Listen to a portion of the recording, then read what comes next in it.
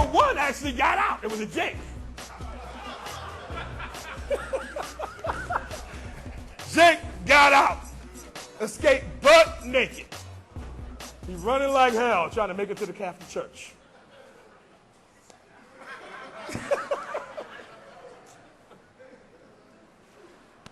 The sirens are going off. They got the dogs out, and they're in hot pursuit of Jake, and Jake is just running butt naked to the Roman Catholic Church.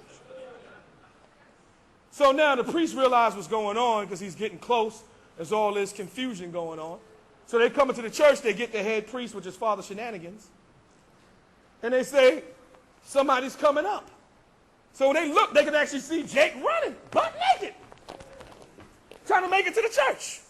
So now the investigative reporter is there. And he's the janitor. So he's looking, it's the first time since he's been there in that year that he's actually seeing something like this. So he's a devout Catholic. The man is outraged that this black man gonna try to come up in the holy building, butt naked. Jake is running, he gets close. He's getting close.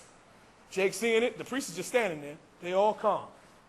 Jake is seeing the door, the dogs are behind him. He's thinking, I almost made it. Once I'm in there, I know they're going to keep me. I'm almost in there. So the investigative reporter is looking in outrage. He runs into the kitchen. He comes out with a butcher knife. He looks at Father Shenanigan and says, what do you want me to cut? So Father Shenanigan looks at the people. Jake is at the door now. So Father Shenanigan looks at him and says, so the janitor said, what do you want me to cut? Father Shenanigan did this.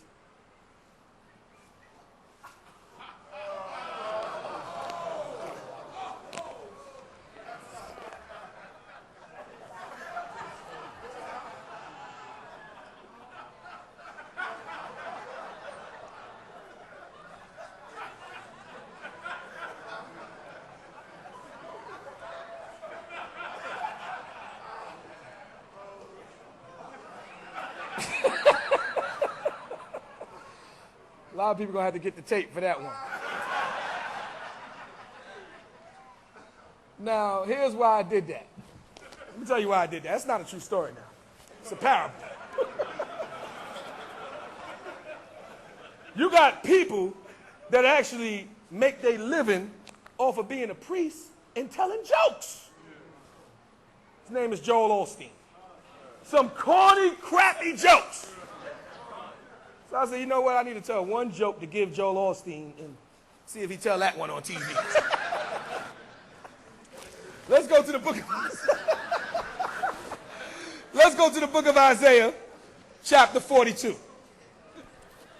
Y'all got to get the tape for that one. Believe me, you're going to get it. You need to see the close-up. The book of Isaiah, chapter 42. And let us start at the first verse. The book of Isaiah, chapter 42, verse 1. Behold my servant. Come on. Whom I uphold. Read on. Mine elect. Read on. In whom my soul delighteth. Read on. I have put my spirit upon him. Okay, this is a prophecy about the coming of Jesus Christ. Everybody understand that? He even had the Spirit of God on him. This is why he was perfect. Do everybody understand that? Read on. He shall bring forth judgment to the Gentiles. Meaning he was going to show them how to do it by teaching the Israelites that was among the Gentiles. Do everybody understand that? Give me verse 6 now.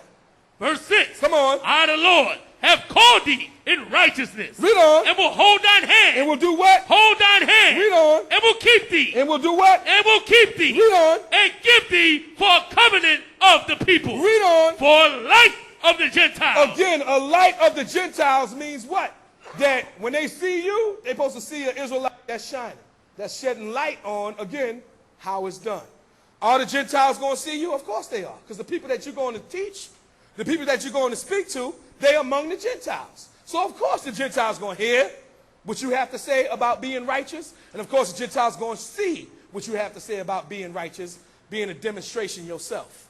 Read on. Verse 7. To open the blind eyes. To open what? The blind eyes. To open the eyes of the blind. So while Christ was opening literally and spiritually Israelites' eyes, you had all nations that were seeing it, talking about it. Read on.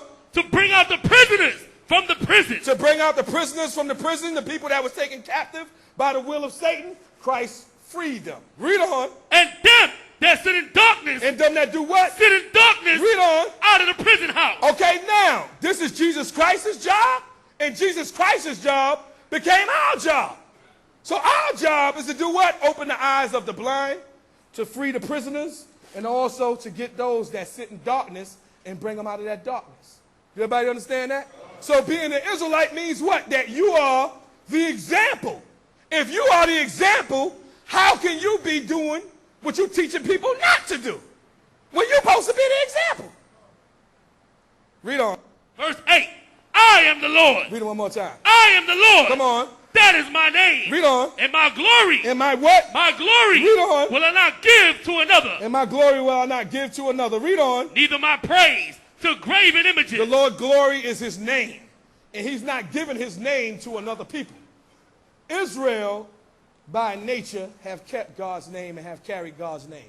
So being that we carry his name, we're the ones that's supposed to represent him on the planet Earth. We're the ones that's supposed to show everybody how to be righteous. This is inevitable. It will not stop. Israel is on the rise. Do everybody understand that? Whoever ain't ready, then you too late. The time that you was in the truth was about getting yourself ready. What did Christ say? He said, your way is always ready. As soon as you're ready, I'm ready. That's what Christ said. But then he ain't going to wait on you forever. He's not going to wait on you forever because it's still got to move on because everything is set up in a time pattern. And once that time expires, Christ is going to move on. And if you ain't ready, Christ is going to move on without you. Everybody that's not in the truth, how you think they ended up not in the truth? All the people that's on the outside that can't see nothing no more, how you think that happened? It was time to move on. And then their spirit burns because what they thought was negative, they actually see prospering. And they going nowhere. So what do you got to do? You got to get more wicked and try to come up for reasons for our prosperity and for your madness, for your, vagabondhood or whatever the hell you. You need a reason to be broke while we successful. You need to come up with a conspiracy about that. But you once sat in these chairs. You once believed like everybody else did. But what happened with you? You ain't get yourself ready. You thought that you can get by doing everything that God said he ain't supposed to be doing. Everything. And that ain't the way it works out. And those of you are damned that believe not the truth. What I do on purpose. Because I follow Satan. And I know who believes in God. The same way Jesus Christ did things and said things to make people get up and leave. I follow Christ.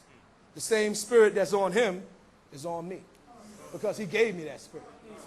I don't give a damn whether you believe that or not. I'll do things to make you leave. Because you shouldn't be following Satan.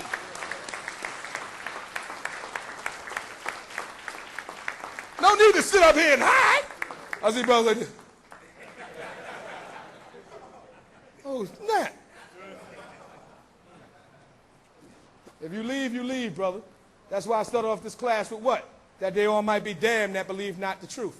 Here you is a simple, the word of the scripture says the simple believe every word. You need somebody to come up with a conspiracy theory, and you'll believe that before you believe all these years of scriptures. You're dumb, simple behind. You're just a dummy. A dingbat. You got notebooks from here to the ceiling with nothing but breakdowns. But you believe a conspiracy theory.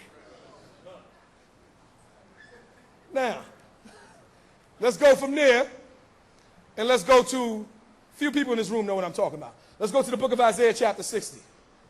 Sometimes I leave the congregation and I talk directly to certain people. I just did that. Let's get the book of Isaiah chapter 60, verse 1 and 2, all the way down to 4. The book of Isaiah chapter 60, verses 1 through 4. Read that. Arise, shine, read on, for thy light is come. Read it one more time. Arise, shine, read on, for thy light is come. Thy light is come, meaning God has given you the ability. He's given you the spirit. He said, I will pour my spirit out upon all flesh, all Israelites. Now it's time for you to arise.